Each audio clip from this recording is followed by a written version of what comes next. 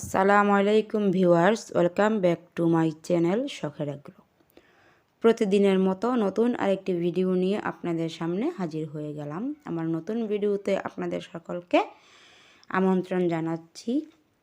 আমার দেশি মুরগির ভিডিওগুলো আপনাদের কাছে কেমন লাগে অবশ্যই কমেন্ট করে জানাবেন। আর এখানে আমার দেশি একটা মুরগি, এটাকে আমি বাচ্চা থেকে পালন করেছি। ও ডিম পাড়তে বসে আছে, তো ডিম পেড়েছে কিনা সেটাই দেখব। তো দেখতে পাচ্ছেন ডিম পেড়ে ও বসে আছে। এটা আমি একটা কালো মুরগি আছে, ওই কালো মুরগি দিয়ে বাচ্চা ফুটিয়ে এই বাচ্চাটা ফুটেছিল। তো এটাকে ছোট থেকে বড় করে এখন ও ডিম দিচ্ছে। তো এইবার ডিম দেওয়া নিয়ে ও তৃতীয়বার ডিম দিল ছোট বাচ্চা থেকে পালন করার পর। তো এবার নিয়ে ও তৃতীয়বার ডিম দিচ্ছে। তো এই পর্যন্ত 5-6টার মতো ডিম পেড়েছে। তো আজকেও ডিম পাড়তে বসেছিল। তো দেখলাম যে ডিম পাড়তে বসে আছে, পরে দেখে যে ডিম পেড়েছে।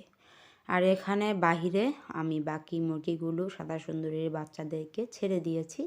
তো আমি এখন ওদেরকে ছেড়ে দিয়েই রাখি। দেখতে পাচ্ছেন ভালো রোদ উঠেছে বাহিরে। রোদের মধ্যে মুরগিগুলো হাঁটাচলা করতে খুব পছন্দ করে, ভালোবাসে। এর জন্য ওদেরকে আমি বাহিরে ছেড়ে দিয়ে রেখেছি। ওরা রোদের মধ্যে হাঁটাহাঁটি করবে, বালু দিয়ে গোসল করবে এর জন্য। তো এখানে গলা ছিল মোরগটা, যার নাম দিয়েছি আমি লালুবাবু। লালুবাবু দেখছেন দাঁড়িয়ে এদিক ওদিক তাকাচ্ছে, সব কিছু দেখছে।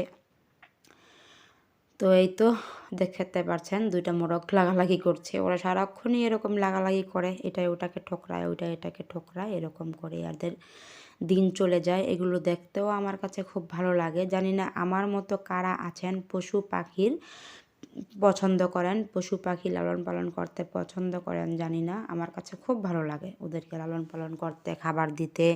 তারপর ওরা বাহিরে ঘুরে বেড়ায়, ওদেরকে দেখতেও খুব ভালো লাগে। আর যখন নাকি ডিম দেয় তখন তো আরও বেশি ভালো লাগে।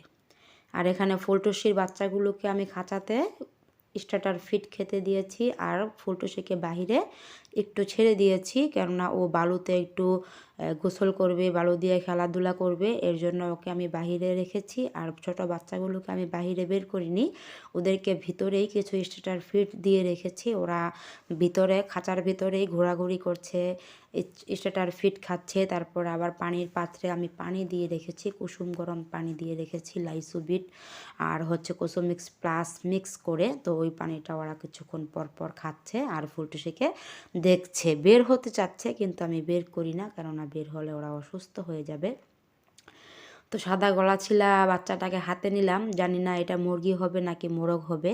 আপনারা অবশ্যই কমেন্ট করে জানাবেন এটা কি মোরগ নাকি মুরগি হবে। দেখি কারটা সত্যি হয়, মানে কার কথাটা সত্যি হয় যে এটা মোরগ নাকি মুরগি হবে। আমার কাছে তো মনে হচ্ছে মোরগ হবে, জানি না কি হয়। তো মোরগ হোক মুরগি হোক যাই হোক, বেঁচে থাকুক সেটাই অনেক। আল্লাহ ওকে বাঁচিয়ে রাখুক।